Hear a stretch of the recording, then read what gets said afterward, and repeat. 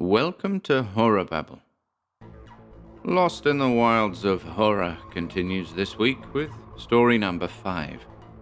The fifth of the 7 tales, Genius Loci, by American author Ashton Smith, is a painter's strange account of a meadow he felt compelled to draw. We hope you enjoy this one.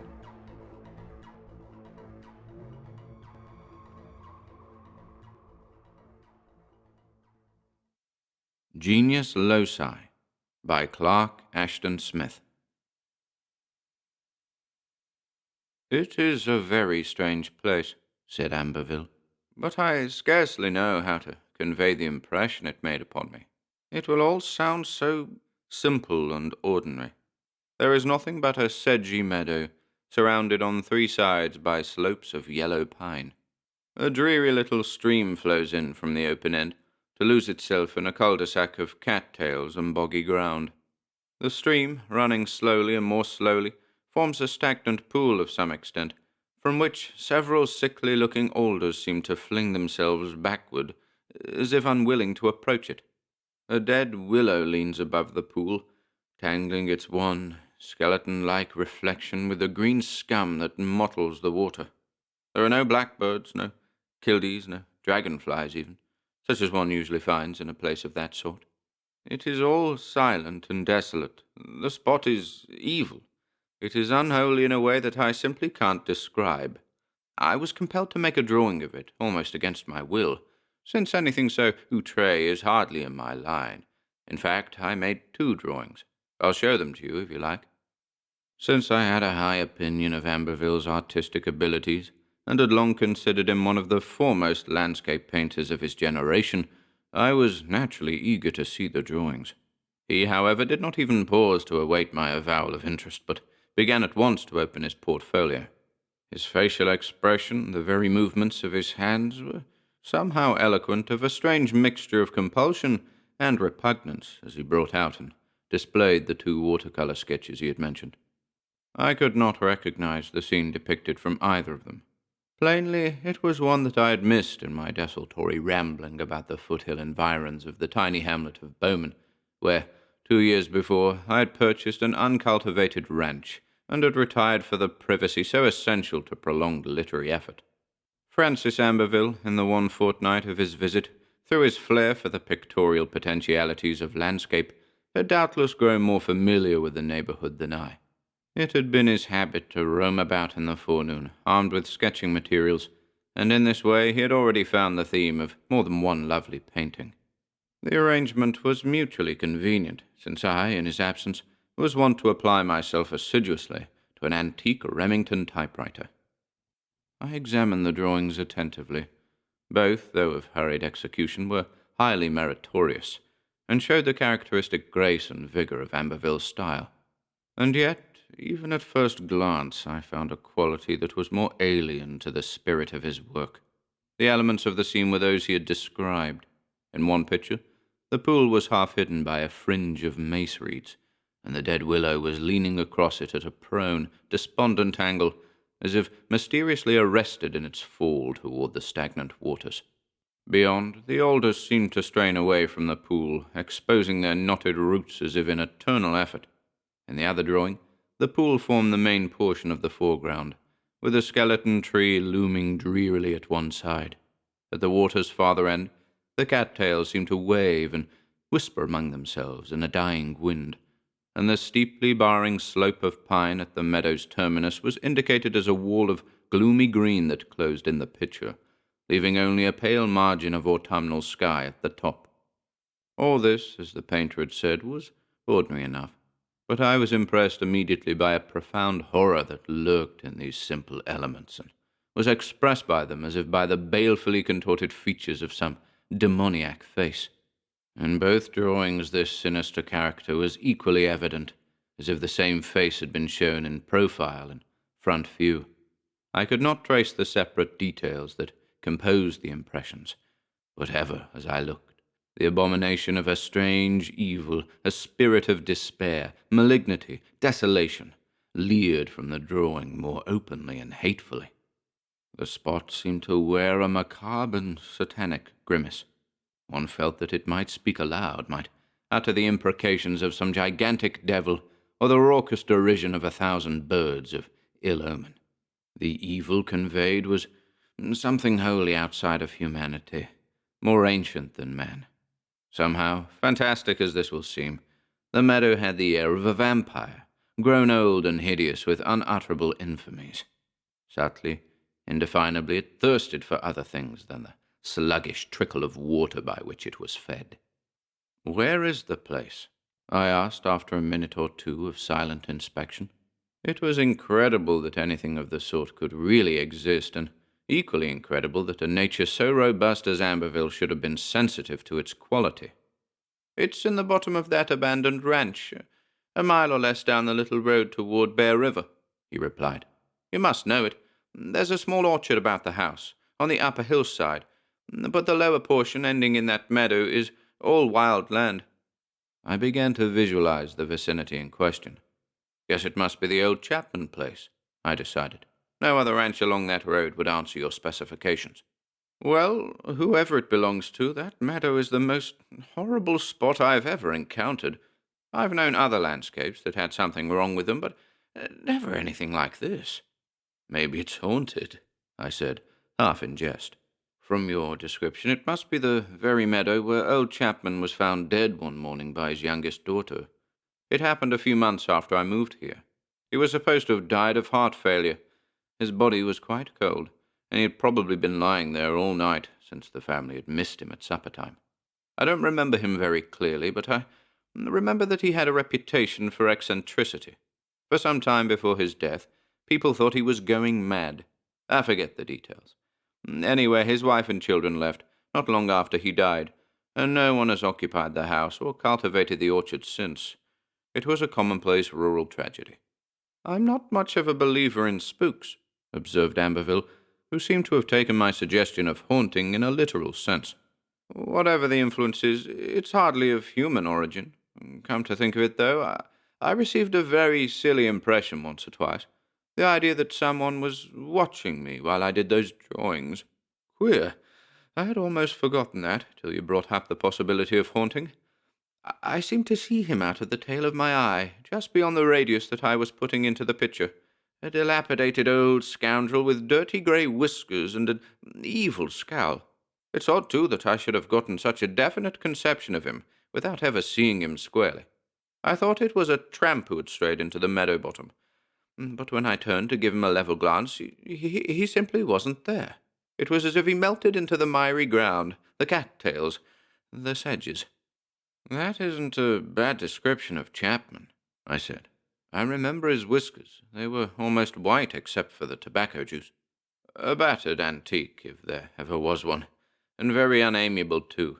He had a poisonous glare toward the end, which no doubt helped along the legend of his insanity. Some of the tales about him come back to me now. People said that he neglected the care of his orchard more and more.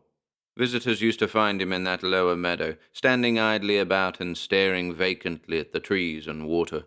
Probably that was one reason they thought he was losing his mind, but I'm sure I never heard that there was anything unusual or queer about the meadow, either at the time of Chapman's death or since. It's a lonely spot, and I don't imagine that anyone ever goes there now." "I stumbled on it quite by accident," said Amberville. "The place isn't visible from the road on account of the thick pines. But there's another odd thing. I went out this morning with a very strong and clear intuition that I might find something of uncommon interest. I made a beeline for that meadow, so to speak, and I'll have to admit that the intuition justified itself. The place repels me, but it fascinates me too. I've simply got to solve the mystery, if it has a solution," he added with a slightly defensive air. "I'm going back early tomorrow with my oils, to start a real painting of it." I was surprised, knowing that predilection of Amberville for scenic brilliance and gaiety which had caused him to be likened to Sir Roy. "The painting will be a novelty for you," I commented. "I'll have to come and take a look at the place myself before long. It should really be more in my line than yours. There ought to be a weird story in it somewhere if it lives up to your drawings and description." Several days passed. I was deeply preoccupied at the time with the toilsome and intricate problems offered by the concluding chapters of a new novel, and I put off my proposed visit to the meadow discovered by Amberville. My friend, on his part, was evidently engrossed by his new theme. He sallied forth each morning with his easel and oil colours, and returned later each day, forgetful of the luncheon hour that had formerly brought him back from such expeditions. On the third day he did not reappear till sunset. Contrary to his custom, he did not show me what he had done, and his answers to my queries regarding the progress of the picture were somewhat vague and evasive. For some reason he was unwilling to talk about it. Also, he was apparently loath to discuss the meadow itself, and in answer to direct questions, merely reiterated in an absent and perfunctory manner the account he had given me following his discovery of the place. In some mysterious way that I could not define, his attitude seemed to have changed. There were other changes, too. He seemed to have lost his usual blitheness. Often I caught him frowning intently, and surprised the lurking of some equivocal shadow in his frank eyes. There was a moodiness, a morbidity which, as far as our 5 years' friendship enabled me to observe, was a new aspect of his temperament. Perhaps, if I had not been so preoccupied with my own difficulties, I might have wondered more as to the causation of his gloom, which I attributed readily enough at first to some technical dilemma that was baffling him. He was less and less the Amberville that I knew, and on the fourth day, when he came back at twilight, I perceived an actual surliness that was quite foreign to his nature. "What's wrong?" I ventured to inquire. "Have you struck a snag? Or is old Chapman's meadow getting on your nerves with its ghostly influences?" He seemed, for once, to make an effort to throw off his gloom, his taciturnity and ill humor. "It's the infernal mystery of the thing," he declared. "I've simply got to solve it in one way or another. The place has an entity of its own, an indwelling personality. It's there, like the soul in a human body, but I can't pin it down or touch it. You know that I'm not superstitious. But on the other hand, I'm not a bigoted materialist either, and I've run across some odd phenomena in my time. That meadow, perhaps, is inhabited by what the ancients called a genius loci. More than once, before this, I have suspected that such things might exist, might reside inherent in some particular spot. But this is the first time that I've had reason to suspect anything of an actively malignant or inimical nature. The other influences whose presence I have felt were benign in some large, vague, impersonal way, or were else wholly indifferent to human welfare, perhaps oblivious of human existence. This thing, however, is hatefully aware and watchful. I feel that the meadow itself, or the force embodied in the meadow, is scrutinizing me all the time. The place has the air of a thirsty vampire, waiting to drink me in somehow if it can. It is a cul-de-sac of everything evil, in which an unwary soul might well be caught and absorbed. But I tell you, Murray, I can't keep away from it. "It looks as if the place were getting you," I said, thoroughly astonished by his extraordinary declaration, and by the air of fearful and morbid conviction with which he uttered it. Apparently he had not heard me, for he made no reply to my observation. "There's another angle," he went on, with a feverish tensity in his voice. "You remember my impression of an old man lurking in the background and watching me on my first visit? Well, I have seen him again, many times, out of the corner of my eye, and during the last 2 days he has appeared more directly, though in a queer, partial way. Sometimes, when I am studying the dead willow very intently, I see his scowling, filthy, bearded face as a part of the bowl. Then, again, it will float among the leafless twigs, as if it had been caught there. Sometimes a knotty hand, a tattered coat sleeve will emerge through the mantling algae in the pool, as if a drowned body were rising to the surface. Then, a moment later, or simultaneously, there will be something of him among the alders or the cattails. These apparitions are always brief, and when I try to scrutinize them closely, they melt like films of vapor into the surrounding scene. For the old scoundrel, whoever or whatever he may be, is a sort of fixture. He is no less vile than everything else about the place, though I feel that he isn't the main element of the vileness." "Good Lord!" I exclaimed. "You certainly have been seeing things. If you don't mind, I'll come down and join you for a while tomorrow afternoon. The mystery begins to inveigle me." "Of course I don't mind. Come ahead." His manner, all at once, for no tangible reason, had resumed the unnatural taciturnity of the past 4 days. He gave me a furtive look that was sullen and almost unfriendly. It was as if an obscure barrier, temporarily laid aside, had again risen between us.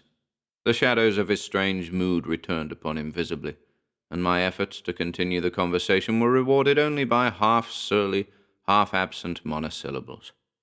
Feeling an aroused concern, rather than any offense, I began to note, for the first time, the unwonted pallor of his face, and the bright, febrile luster of his eyes.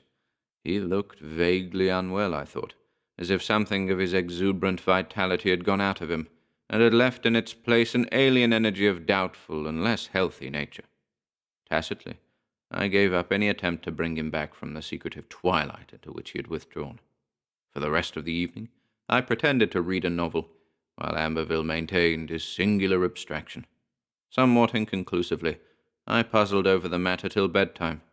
I made up my mind, however, that I would visit Chapman's Meadow. I did not believe in the supernatural, but it seemed apparent that the place was exerting a deleterious influence upon Amberville. The next morning, when I arose, my Chinese servant informed me that the painter had already breakfasted and had gone out with his easel and colours. This further proof of his obsession troubled me, but I applied myself rigorously to a forenoon of writing. Immediately after luncheon, I drove down the highway, followed the narrow dirt road that branched off toward Bear River, and left my car on the pine-thick hill above the old Chapman place. Though I had never visited the meadow, I had a pretty clear idea of its location.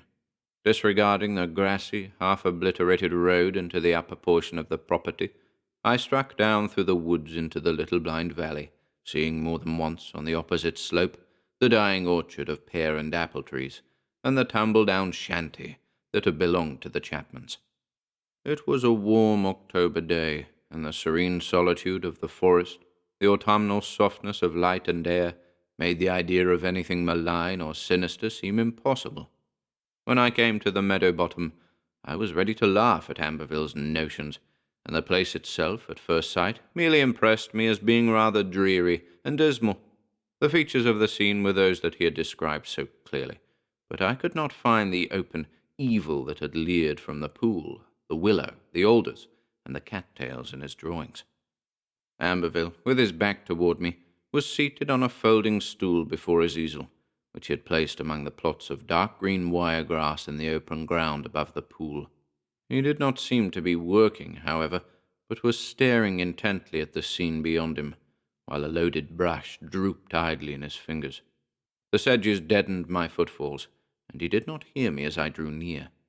With much curiosity, I peered over his shoulder at the large canvas on which he had been engaged.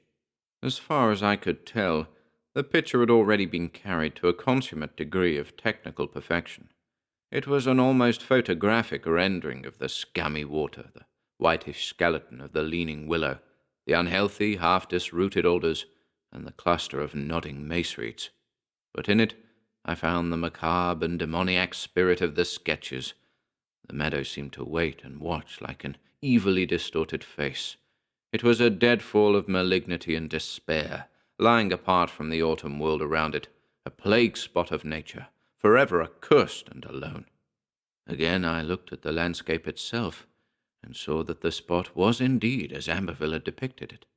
It wore the grimace of a mad vampire, hateful and alert.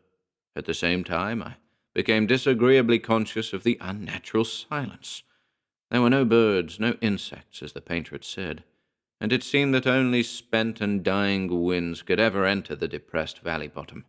The thin stream that lost itself in the boggy ground was like a soul that went down to perdition.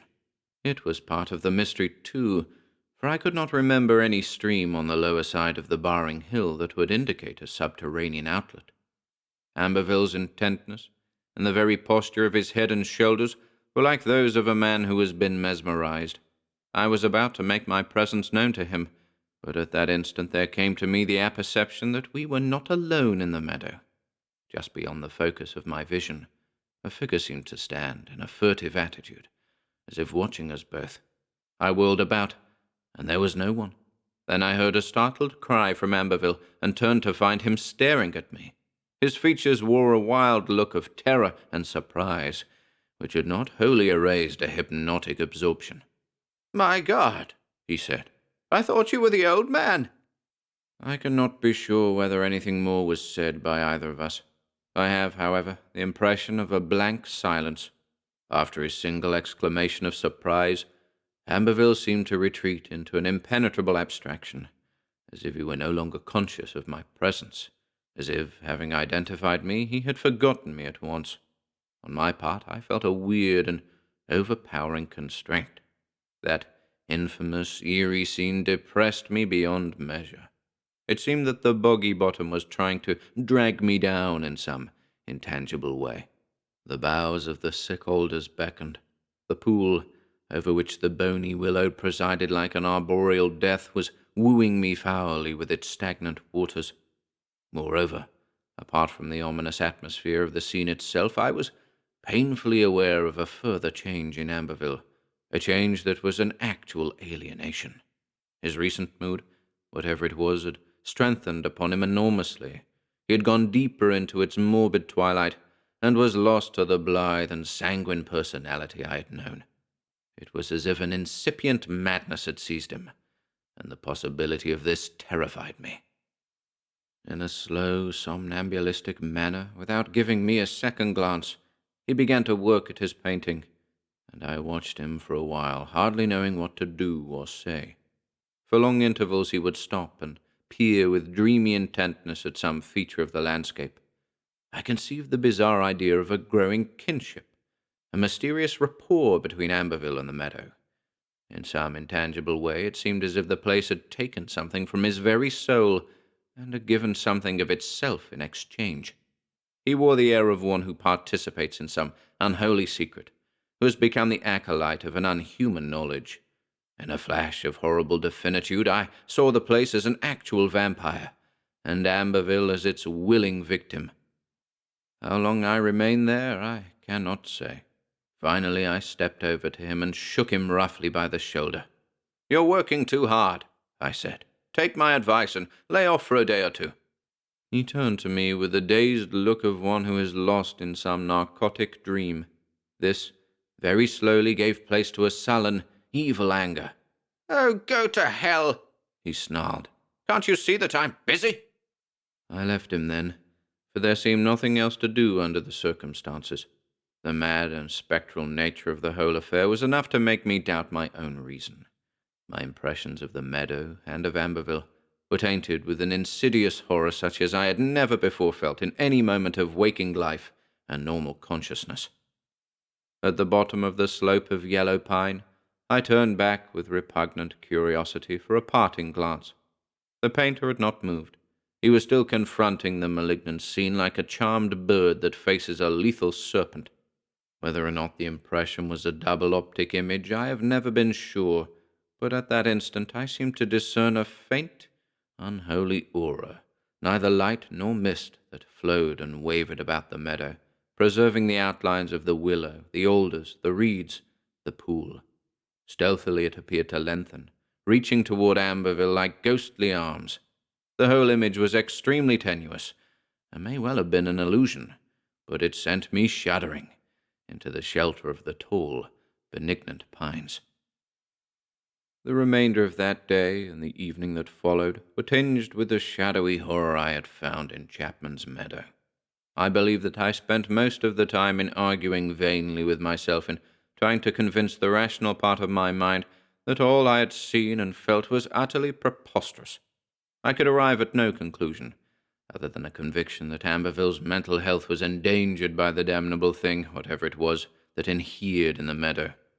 The malign personality of the place, the impalpable terror, mystery, and lure were like webs that had been woven upon my brain, and which I could not dissipate by any amount of conscious effort. I made 2 resolves, however. One was that I should write immediately to Amberville's fiancée, Miss Avis Olcott, and invite her to visit me as a fellow guest of the artist during the remainder of his stay at Bowman. Her influence, I thought, might help to counteract whatever was affecting him so perniciously.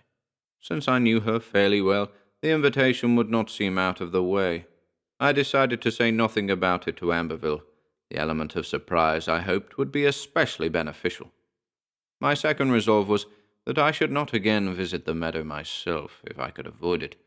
Indirectly, for I knew the folly of trying to combat a mental obsession openly, I should also try to discourage the painter's interest in the place, and divert his attention to other themes. Trips and entertainments, too, could be devised, at the minor cost of delaying my own work. The smoky autumn twilight overtook me in such meditations as these, but Amberville did not return. Horrible premonitions, without coherent shape or name, began to torment me as I waited for him. The night darkened, and dinner grew cold on the table. At last, about 9 o'clock, when I was nerving myself to go out and hunt for him, he came in hurriedly. He was pale, dishevelled, out of breath, and his eyes held a painful glare, as if something had frightened him beyond endurance. He did not apologize for his lateness, nor did he refer to my own visit to the meadow bottom. Apparently he had forgotten the whole episode, had forgotten his rudeness to me. "I'm through," he cried. "I'll never go back again, never take another chance.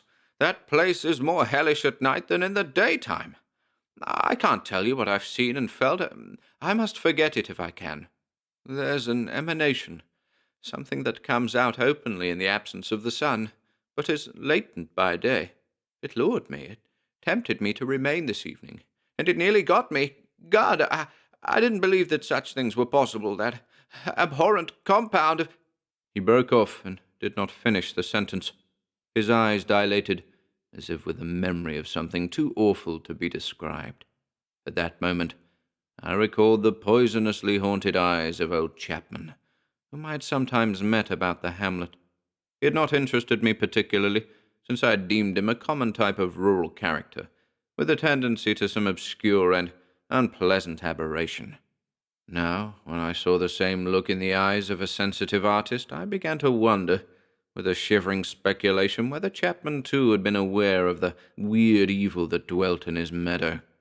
Perhaps, in some way that was beyond human comprehension, he had been its victim. He had died there, and his death had not seemed at all mysterious. But perhaps, in the light of all that Amberville and I had perceived, there was more in the matter than anyone had suspected. "Tell me what you saw," I ventured to suggest. At the question, a veil seemed to fall between us, impalpable but tenebrific. He shook his head morosely and made no reply. The human terror, which perhaps had driven him back toward his normal self and had made him almost communicative for the nonce, fell away from Amberville. A shadow that was darker than fear, an impenetrable alien umbrage, again submerged him. I felt a sudden chill, of the spirit rather than the flesh, and once more there came to me the outre thought of his growing kinship with the ghoulish meadow. Beside me, in the lamp-lit room behind the mask of his humanity, a thing that was not wholly human seemed to sit and wait. Of the nightmarish days that followed, I shall offer only a summary. It would be impossible to convey the eventless, phantasmal horror in which we dwelt and moved. I wrote immediately to Miss Alcott, pressing her to pay me a visit during Amberville's stay, and, in order to ensure acceptance, I hinted obscurely at my concern for his health and my need of her coadjutation. In the meanwhile, waiting her answer, I tried to divert the artist by suggesting trips to sundry points of scenic interest in the neighborhood. These suggestions he declined with an aloof curtness, an air that was stony and cryptic, rather than deliberately rude.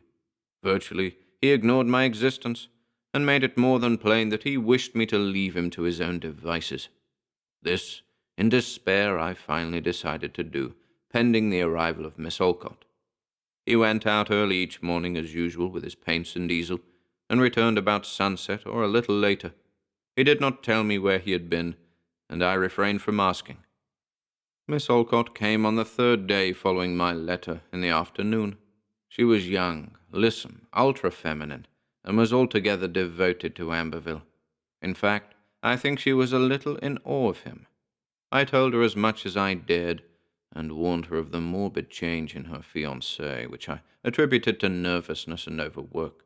I simply could not bring myself to mention Chapman's meadow, and its baleful influence. The whole thing was too unbelievable, too phantasmagoric, to be offered as an explanation to a modern girl. When I saw the somewhat helpless alarm and bewilderment with which she listened to my story, I began to wish that she were of a more willful and determined type and were less submissive toward Amberville than I surmised her to be. A stronger woman might have saved him, but even then I began to doubt whether Avis could do anything to combat the imponderable evil that was engulfing him. A heavy crescent moon was hanging like a blood-dipped horn in the twilight when he returned. To my immense relief, the presence of Avis appeared to have a highly salutary effect. The very moment that he saw her, Amberville came out of the singular eclipse that had claimed him, as I feared beyond redemption, and was almost his former affable self. Perhaps it was all make-believe for an ulterior purpose, but this, at the time, I could not suspect. I began to congratulate myself on having applied a sovereign remedy.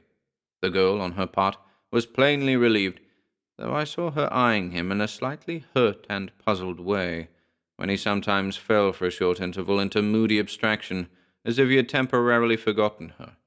On the whole, however, there was a transformation that appeared no less than magical, in view of his recent gloom and remoteness. After a decent interim, I left the pair together and retired. I rose very late the next morning, having overslept. Avis and Amberville, I learned, had gone out together, carrying a lunch which my Chinese cook had provided. Plainly he was taking her along on one of his artistic expeditions, and I augured well for his recovery from this. Somehow it never occurred to me that he had taken her to Chapman's Meadow. The tenuous, malignant shadow of the whole affair had begun to lift from my mind. I rejoiced in a lightened sense of responsibility, and, for the first time in a week, was able to concentrate clearly on the ending of my novel. The two returned at dusk, and I saw immediately that I had been mistaken on more points than one. Amberville had again retired into a sinister, saturnine reserve.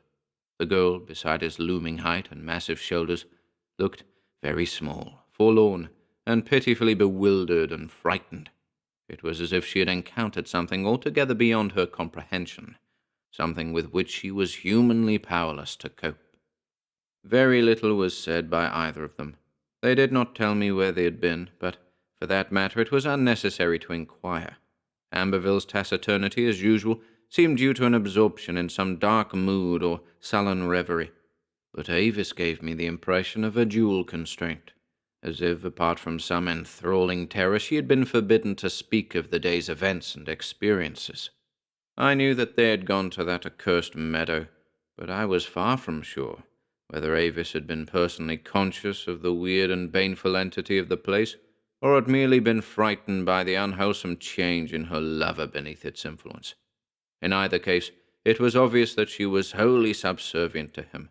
I began to damn myself for a fool in having invited her to Bowman, though the true bitterness of my regret was still to come. A week went by, with the same daily excursions of the painter and his fiancée, the same baffling, sinister estrangement and secrecy in Amberville, the same terror, helplessness, constraint, and submissiveness in the girl.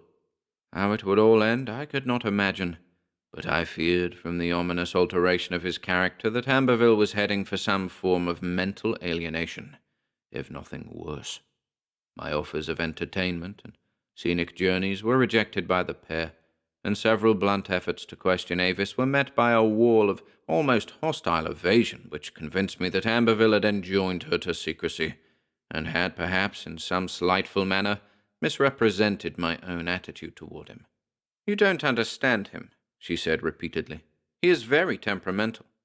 The whole affair was a maddening mystery, but it seemed more and more that the girl herself was being drawn, either directly or indirectly, into the same phantasmal web that had enmeshed the artist. I surmised that Amberville had done several new pictures of the meadow, but he did not show them to me, nor even mention them. My own impressions of the place, as time went on, assumed an unaccountable vividness that was almost hallucinatory. The incredible idea of some inherent force or personality, malevolent and even vampirish, became an unavowed conviction against my will. The place haunted me like a phantasm, horrible but seductive. I felt an impelling morbid curiosity, an unwholesome desire to visit it again, and fathom, if possible, its enigma. Often I thought of Amberville's notion about a genius loci that dwelt in the meadow, and the hints of a human apparition that was somehow associated with the spot. Also, I wondered what it was that the artist had seen on the one occasion when he had lingered in the meadow after nightfall, and had returned to my house in driven terror. It seemed that he had not ventured to repeat the experiment, in spite of his obvious objection to the unknown lure.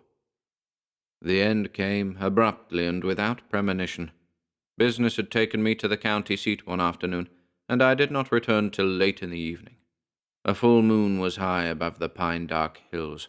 I expected to find Avis and the painter in my drawing-room, but they were not there. Leasing, my factotum, told me that they had returned at dinner-time. An hour later, Amberville had gone out quietly while the girl was in her room. Coming down a few minutes later, Avis had shown excessive perturbation when she found him absent, and had also left the house as if to follow him, without telling Leasing where she was going or when she might return. All this had occurred 3 hours previously, and neither of the pair had yet reappeared. A black and subtly chilling intuition of evil seized me as I listened to Leasing's account. All too well, I surmised that Amberville had yielded to the temptation of a second nocturnal visit to that unholy meadow. An occult attraction, somehow, had overcome the horror of his first experience, whatever it had been. Avis, knowing where he was, and perhaps fearful of his sanity or safety, had gone out to find him. More and more I felt an imperative conviction of some peril that threatened them both, some hideous and innominable thing to whose power, perhaps, they had already yielded. Whatever my previous folly and remissness in the matter, I did not delay now.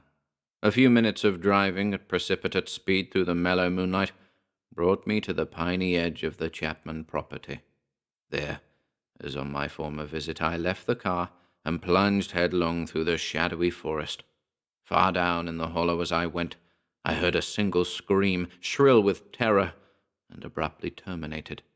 I felt sure that the voice was that of Avis, but I did not hear it again. Running desperately, I emerged in the meadow bottom. Neither Avis nor Amberville was in sight, and it seemed to me, in my hasty scrutiny, that the place was full of mysteriously coiling and moving vapors that permitted only a partial view of the dead willow and the other vegetation. I ran on toward the scummy pool, and nearing it, was arrested by a sudden and twofold horror. Avis and Amberville were floating together in the shallow pool, with their bodies half hidden by the mantling masses of algae. The girl was clasped tightly in the painter's arms, as if he had carried her with him against her will to that noisome death. Her face was covered by the evil greenish scum, and I could not see the face of Amberville, which was averted against her shoulder. It seemed that there had been a struggle, but both were quiet now, and had yielded supinely to their doom. It was not this spectacle alone, however, that drove me in mad and shuddering flight from the meadow without making even the most tentative attempt to retrieve the drowned bodies. The true horror lay in the thing which, from a little distance, I had taken for the coils of a slowly moving and rising mist. It was not vapor, nor anything else that could conceivably exist, that malign, luminous, pallid emanation that enfolded the entire scene before me like a restless and hungrily wavering extension of its outlines, a phantom projection of the pale and death-like willow, the dying alders, the reeds, the stagnant pool, and its suicidal victims. The landscape was visible through it, as through a film, but it seemed to curdle and thicken gradually in places with some unholy, terrifying activity. Out of these curdlings, as if disgorged by the ambient exhalation, I saw the emergence of 3 human faces that partook of the same nebulous matter, neither mist nor plasm. One of these faces seemed to detach itself from the bowl of the ghostly willow. The second and third swirled upward from the seething of the phantom pool, with their bodies trailing formlessly among the tenuous boughs. The faces were those of old Chapman, of Francis Amberville, and Avis Olcott. Behind this eerie, wraith-like projection of itself, the actual landscape leered with the same infernal and vampirish air which it had worn by day. But it seemed now that the place was no longer still, that it seethed with a malignant secret life, that it reached out toward me with its scummy waters, with the bony fingers of its trees, with the spectral faces it had spewed forth from its lethal deadfall. Even terror was frozen within me for a moment. I stood watching, while the pale, unhallowed exhalation rose higher above the meadow. The three human faces, through a further agitation of the curdling mass, began to approach each other. Slowly, inexpressibly, they merged in one, becoming an androgynous face, neither young nor old, that melted finally into the lengthening phantom boughs of the willow, the hands of the arboreal death that were reaching out to enfold me. Then, unable to bear the spectacle any longer, I started to run. There is little more that need be told, for nothing that I could add to this narrative would lessen the abominable mystery of it all in any degree. The meadow, or the thing that dwells in the meadow, has already claimed 3 victims, and I sometimes wonder if it will have a 4th. I alone, it would seem, among the living have guessed the secret of Chapman's death, and the death of Avis and Amberville, and no one else apparently has felt the malign genius of the meadow. I have not returned there since the morning when the bodies of the artist and his fiancée were removed from the pool, nor have I summoned up the resolution to destroy or otherwise dispose of the 4 oil paintings and 2 watercolor drawings of the spot that were made by Amberville. Perhaps, in spite of all that deters me, I shall visit it again.